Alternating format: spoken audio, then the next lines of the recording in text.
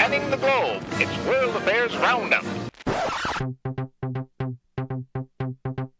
The Institute of World Affairs at the University of Wisconsin-Milwaukee presents World Affairs Roundup, a monthly edition of International Focus providing opinion and analysis of global events, with John Katzka, a retired member of the U.S. Foreign Service, Ann Hamilton, political scientist at UW-Whitewater, who also served in the U.S. Foreign Service, and Robert Kraig, executive director of Citizen Action of Wisconsin and author of articles and books on American foreign policy. Support provided by Milwaukee Public Television and the UWM Center for International Education.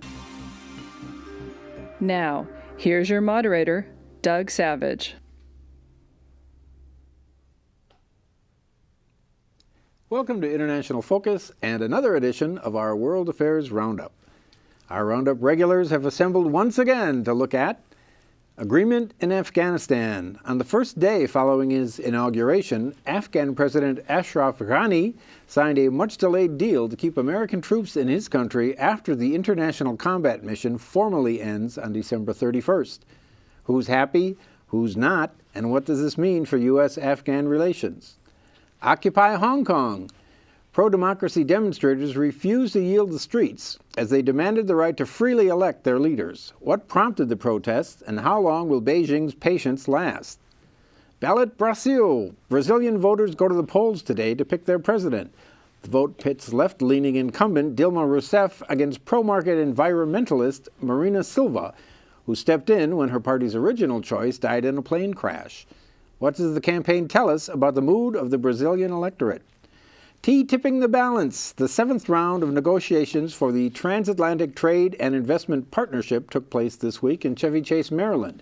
What's being negotiated, who's doing the deal, and how is it being received on each side of the water? Well, welcome back, everyone. John, let's start with you in Afghanistan. What was agreed to this week? Well, there's first the good news. There is a president, there's a chief operating officer that probably is going to be the prime minister, but reports to the president. And we have a status of forces agreement, by which we can have 9,800 American troops and approximately 2,000 NATO troops there. But that's the end of the good news. There is serious questions as to whether or not this marriage in the leadership is going to survive. Apparently, Abdullah was very upset already in terms of how he was being treated at the ceremony. Let's back up for just a second. So it was basically a deadlock as to who won the election, and so that it sort of held in limbo for a while, and then the compromise was they created this new position. And with a very strong participation of the U.S. Secretary Kerry was there frequently. The American ambassador was very much involved in the negotiations between the two sides to try and bring this about. But that is also a question as to whether it's going to survive because of the strong ethnic relationships amongst the group that will affect any outcome. But also, there's 9,800 American troops after December with no combat role. What is this going to mean in terms of the safekeeping of all of those aid workers and the Afghans who work for the aid contractors who are there? What about the 9,800 people who are there? Who's going to protect them? Some big questions there. So, and the U.S. military was very keen for this agreement to take place. Why? Well, I think it has to do with more than the number of troops, in that they have, under this agreement, the U.S. has access to all the land and air bases in the country, which they can use then to do their operations against Pakistan, and elsewhere. And they got immunity for U.S. forces. And it also, apparently there's nothing in the agreement that precludes ramping up the number of troops should there be a need for them. Now, obviously, that would create all sorts of problems since we're going down from 150,000 NATO troops to a much smaller number. But there is this idea that we will continue to be involved and have access to at least the right under the agreement, which can only be terminated by mutual agreement as well. Effectively, each side has veto over. Right. So, Robert, how much does our experience in Iraq and what happened there following the departure of U.S. troops inform this decision, do you think? Well, this is more than a lost decade. It's a lost decade and a half. You have the same issue where we're supposedly training up a domestic security force, 350,000 Afghanistanis, that's going to somehow maintain stability. There's no one who thinks that I know of that this force is any more effective than the one we left in Iraq that performed so poorly when challenged by ISIS. And so we're leaving a failed state behind and just trying to leave some level of access, things to Air Force bases and the like, and some level of stability. Al-Qaeda was chased out over a decade ago and is out in Pakistan and other places. And so I don't know. I mean, President Obama is being attacked in some circles for not leaving a larger force. The force was not achieving anything, and the country's not been left any better, any more developed, any safer than it was before.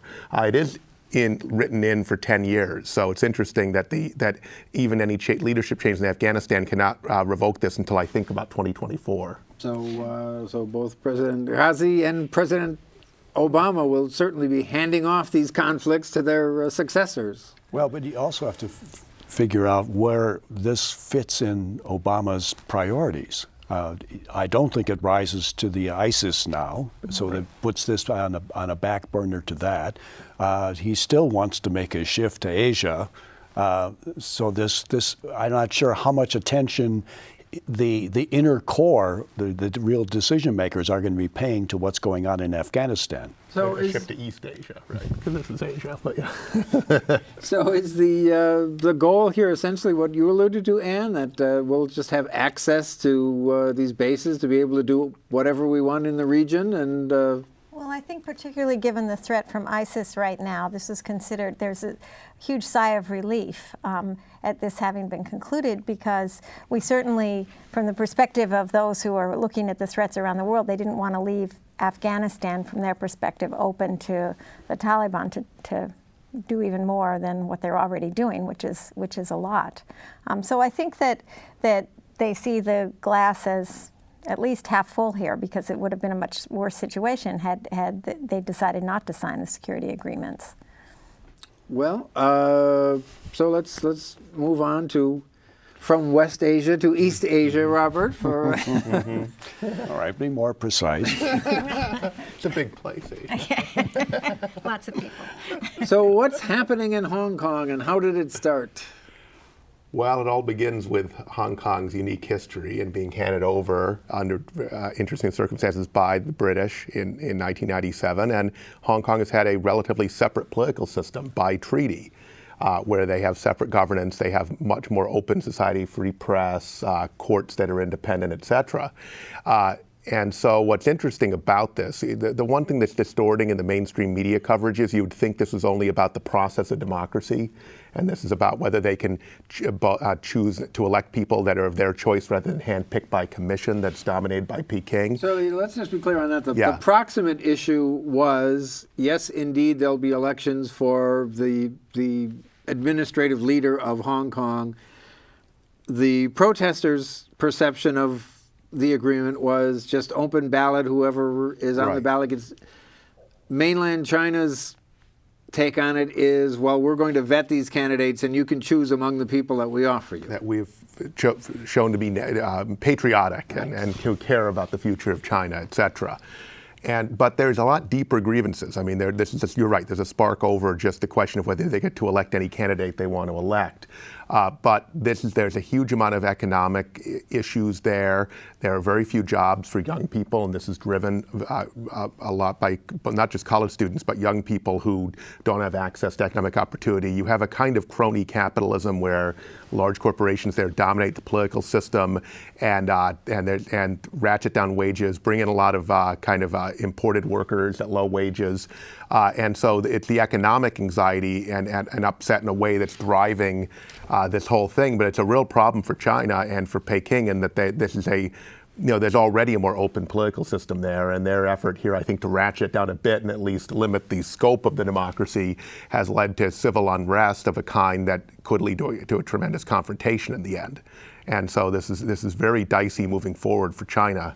and obviously for Hong Kong. But it's not just about the process of democracy. It's about the economy, and it's about the kind of system, the economic system that's developing in China and the rest of Asia. Well, and what about the sort of, Robert, you sort of alluded to this, the cultural component to this. I mean, there's a linguistic difference on the part of many people in Hong Kong who don't speak the same Mandarin Chinese that the mainlanders speak. How differently do Hong Kong citizens see themselves, do you think? Well, they've been under a British system for many, many years until it was handed over, and still there's a lot of that left, at least for the next 50 years from 1997. The agreement went for 50 years. And for example, in the National Day on October 1st, the Chinese National Day, they had celebrations in Hong Kong, and a lot of the Hong Kongese were very offended when they played the Chinese national anthem. They resent a lot of, it's what Robert was talking about, imported workers. A lot of people are coming from mainland China, taking up places in the schools for their kids, and the Hong Kongese are beginning to resent that as well. So there is, and they do speak a different language, and they do have a different culture, and they see themselves, there's the side too on this that has to do with their connections with independence movements in Taiwan. They've been working closely together, and all sorts of really, really huge red flags, sorry to use the metaphor, with the Chinese. You know, I mean, once it becomes about Taiwan or Tibet or Xinjiang, then it's going to be really, really a problem if you think about it. Well, John, you know, we've talked in the past about how, for example, the situation in Scotland caused a certain amount of discomfort in Beijing. This is certainly much closer to home. How long will the party leaders sit still and watch their streets being taken over? Well, we're taping this, and I would suspect by the time this airs, something will have happened. China has to be very concerned about the way in which this message is going down in their periphery. The Uyghurs are especially volatile and are watching this very carefully and using it for their own purposes. And I would find it difficult to believe that Beijing would be able to let this go on for very long. So are we going to witness sort of a mini Tiananmen?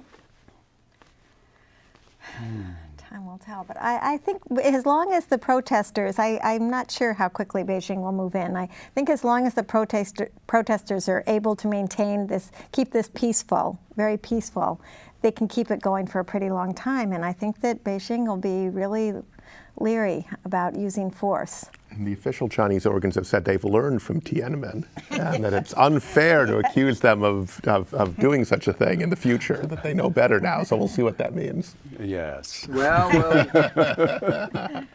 we'll leave Hong Kong and take a short break. We'll be right back with more of our World Affairs Roundup.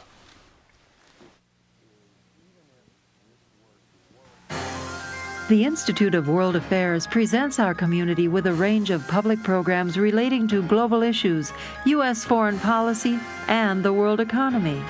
For more information about the Institute of World Affairs, call 414-229-3220 or visit our website at www.iwa.uwm.edu.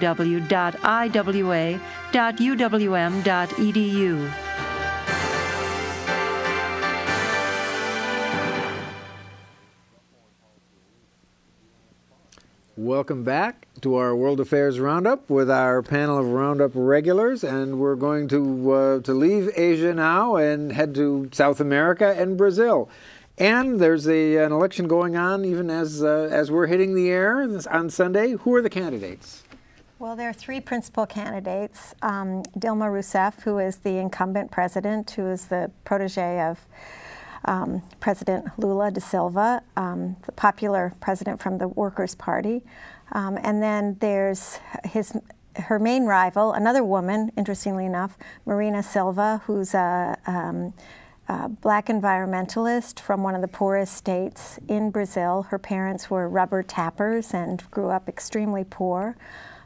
She's a late, as you said in your introduction, she came in late when the primary candidate, I can't remember, Campos, I think, was killed in a plane crash just about a month ago. And she started soaring in the polls because she has this idea for a new Brazil and clean government. And then there's a third candidate, whose last name is Neves, who's from a center-right party, who could easily play a role because he's polling at about 20% of the polls right now. And so everybody thinks there'll be a runoff between the two women, but he'll have a group of votes to hand off in they expect will be a runoff on October 26th. So sort of on the right-left continuum, where do these people fall, Robert? That's, I mean, by an American standard, the Rousseff party is well to the left of the Democratic Party in the U.S. I'd say probably Silva's party is like a mainline Democrat in the United States, and really a very liberal Republican would be the third candidate. Their system is further to the left compared to our system, and all sides are falling all over themselves to deny the charge that they would take away large welfare payments that go to the poorest Brazilians, just for example. And so that plays like Social Security would here. But it's really interesting. There's a problem that the Workers' Party was always seen as cleaning things up, taking over the corrupt system. Now they are the system, and the corruption they own, right? So it leads to much more real back and forth. But really the attack ads they've been running, they're going. It's nothing like American attack ads in terms of how many. They're saying that it's horrendous and outrageous that 15% of the ads are negative and attack ads. We'd love to see it only 15% here, but nonetheless, that's new for Brazil, and it seems to have opened up the lead for Rousseff a bit as we go into the first round.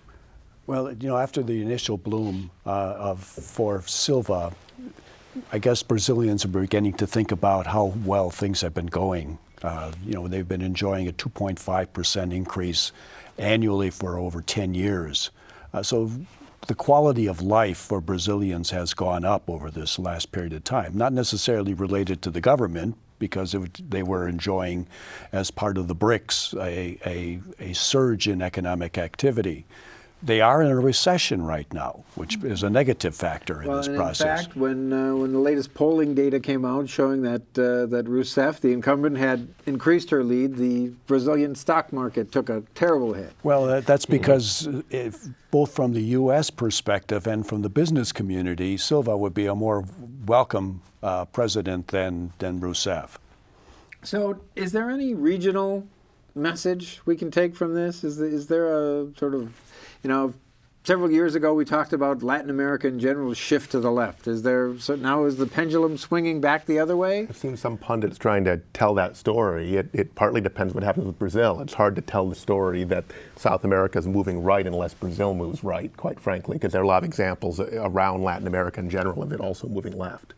Right, and I think the economies have been doing very well, particularly Brazil, but their recession is hitting them quite hard, and a lot of the success of the left does have to do with these transfer payments. More than 40 million people have come out of poverty in Brazil over the last 10 years, and they need the money to be able to sustain that kind of program because there's still a lot of poverty to deal with. So I think a lot will depend on economic performance in the next couple of years. Well, and it's very hard to be able to maintain those kinds of transfers over a long period of time. It's easy enough to get it in the beginning to find the resources, but as Scandinavia is finding and a lot of places are finding, giving that level of socialistic practices is very expensive. Well, and is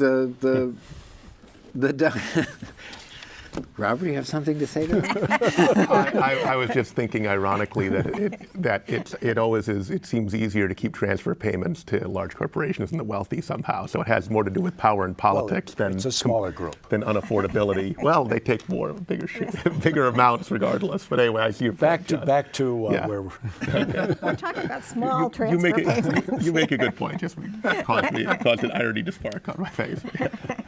Well, so to what extent is the downturn then in any way attributable to those policies? I mean, if people vote on the basis of their personal economic situation, did the Lula transitioning into the Rousseff administration really have much to do with the downturn, or is it just the inevitable business cycles and you hope that you are in office during an upswing? I think you answered your question. And how well the economy is doing overall doesn't say much about the distribution of prosperity. And so you can have a very economy growing and most people losing out. So it's a bit of both, right? But obviously in politics, the U.S., anywhere else, the relationship between the actual economy and people's perception of it is a very large gap. And it's not as if there's a direct one-to-one relationship, but it's very much a perception thing as to who is more connected to creating more prosperity for me and my family than someone else, and that changes over time. Well, this week in Chevy Chase, Maryland, there were people discussing how to create more prosperity between the U.S. and the European Union. And maybe you could tell us a little bit about what that meeting was. Well, it's the 7th round of talks that have been going on for more than a year to create a U.S.-EU trade and investment region. So very crudely and simply put, this is sort of a U.S.-European NAFTA. Yes, like that. And they're trying to deal with many, many, many issues, not just investment, but trade, not just tariffs, but non-tariff barriers, including all sorts of subsidies, what they loosely say rules and regulations. I mean, it seems to be like food and just, safety standards, little things like that. Chemicals, Biotech. yes, everything. And they're trying to come up with common standards, common regulations, which is supposed to facilitate business and overall lead to the creation of jobs both in the EU and the United States. And enhanced, along with that, they'll be created through trade and enhanced investment. That's the idea. And who are the they who is doing all of this? That's part of the controversy. There's a huge controversy about this being done in secret, whether large multinational corporations are dominating it. We all saw a fairly ridiculous American document trying to debunk these myths and say that there's nothing secret at all. They're just coming up with some preliminary that we'll all get to pass on. The problem is once you, in human nature, do something this important in secret and there are leaks of it, it will lead, even if there is good intent, to people assuming the worst. In this case, they probably are right to assume the worst, but even given the benefit of the doubt, the way that's being handled is guaranteed to create a lot of political problems in both the EU and the United States. There are people inside the Beltway in the Washington, D.C. area that get very excited about this. There aren't many outside the Beltway that really pay any attention. And the level of detail in these negotiations is really high. I mean, it's just every little detail about different product classifications and all sorts of national laws having to do with economic development. It's very complex. But, to your point, on the other side, in the EU, there seem to be people who are quite exercised about all of this. I was going to say the EU is where this is going to get blocked. John's unfortunately probably right about U.S. politics. There are two different animals within the EU. There are the exporters, and there are those that are more domestically driven, Germany and France being the two best examples of the two. Germany would be very much more in favor of this kind of a thing, France less so. So there will be, even though this is an EU structure, and we were chatting earlier about whether or not the national assemblies have any role to play in this, and we don't know that, but they certainly have a political role to play in terms of making noise about the process. Well, no agricultural pun intended, but if I'm a farmer in Germany, what's my beef with this agreement? Well, really, one of the reasons there'll be more EU opposition probably is because they're talking about leveling the standards. The U.S. standards are weaker than the EU's, and so therefore that means bringing standards down. So they will face competition from it's called harmonizing that. Yes, genetically modified crops. They'll have chickens coming in that are soaked in chlorine and other things that they're not done in the EU at this point. So and that of course brings in it's dumping very cheap agricultural goods that they can't compete with into the market. And the notion is somehow it's a loss of sovereignty because this supranational regime becomes there's a real the fear. Law of the land, and your individual constituent governments of the EU can no longer prevent things from happening. Right. So if you've decided that you don't want certain chemicals in the food supply, there would be a process by which, this is at least the concern about leaked documents, that would allow corporations to sue these countries in court and then get the regulations overturned. So literally taking away sovereignty over things like food safety, chemicals, many other things, away from individual countries and democracy and to world process that corporations dominate. That is the fear, and the secret process does nothing to alleviate that fear. It actually has exaggerated it. On the other hand, negotiations are secret by nature. So this should not come as a surprise to anyone. We're not going to be voting on our iPhones for whether or not we want this. Well, it's a question of who has access to the process. But it does call into question, as we move into further in the 21st century, the whole question of where sovereignty stands in this type of global economy with the power of multinational corporations, which really are a superorganism. They're developing more and more power relative to nation states. Well, I think that would be another show, where sovereignty stands. But for now, we'll have to call it a day. To our viewers, we'll see you next time on International Focus.